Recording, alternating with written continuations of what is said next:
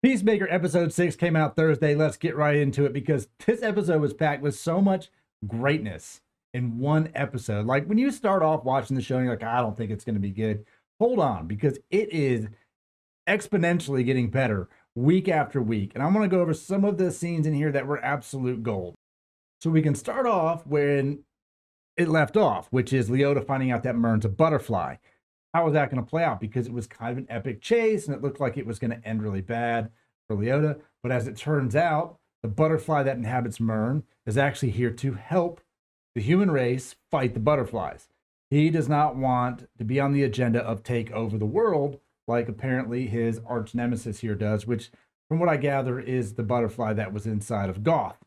So we had that happen. She's like, WTF? Nobody knows except for Harcourt and Economos. Those are kind of the only people that know. And they did share something about Mern. Butterfly was basically telling Leota that Mern was a really bad person and that the butterfly can still see the thoughts that he had and the memories, and it was just terrible things. He's trying to take someone who is terrible and do something good with that person. So we did learn a little something about Mern, also the butterfly that is in Mern and why the butterflies are here.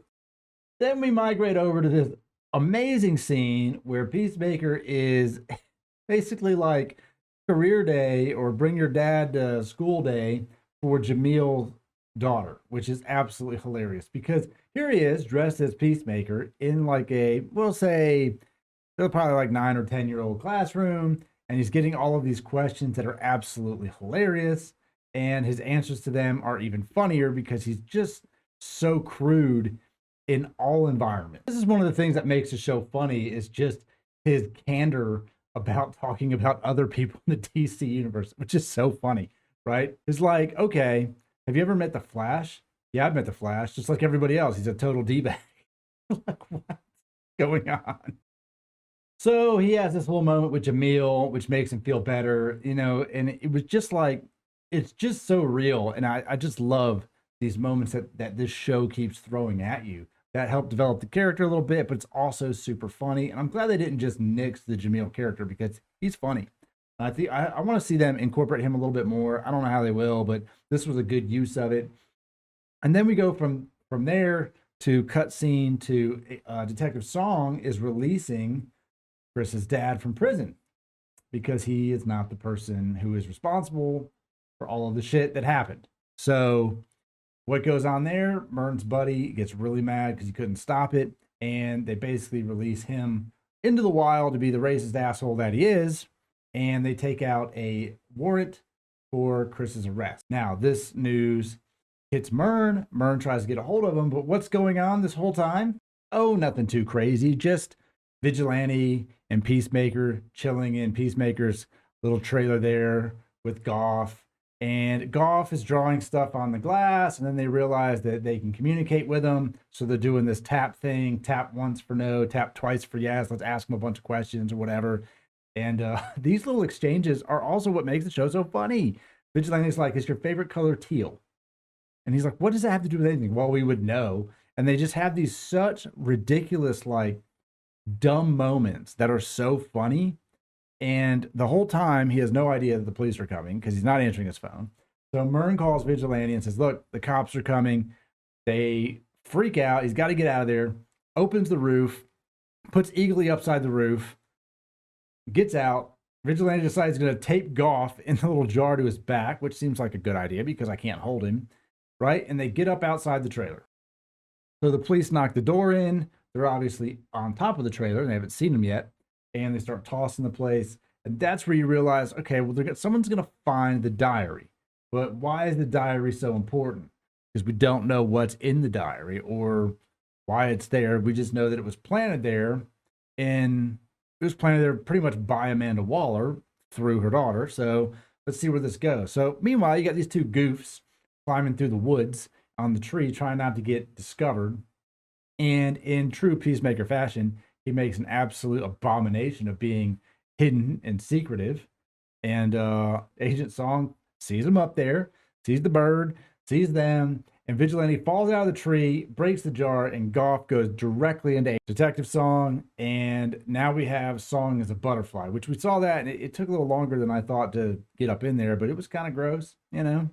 We now know how that happened. So while Vigilante and Peacemaker are running through the woods, he doesn't want to hurt anybody, and out of nowhere, here comes Casper to save the day, shoots these officers, kills them, and tells Vigilante and Peacemaker to get out of it. That was his way of saving Peacemaker from getting arrested.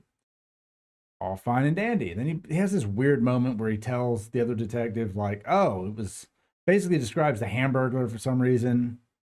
Weird. So Peacemaker makes it back to, we'll just call it the safe house.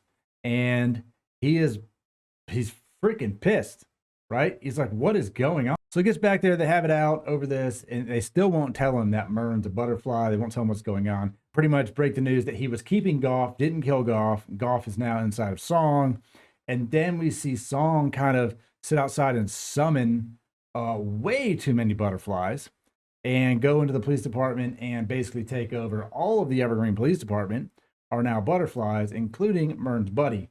And that is where the diary comes into play, because now Casper Locke takes the diary up in front of a press conference and reveals that Peacemaker's diary is full of all kinds of just terrible stuff, right? Killed this woman, did that, all these bad things that he's done. And now everyone is out to get Peacemaker, which is not good news. How can he, just be out there helping Mern defeat the butterflies when they are all butterflies, and now everyone's out to get them? So the episode was full of a lot of things. It was full of some funny stuff, some action.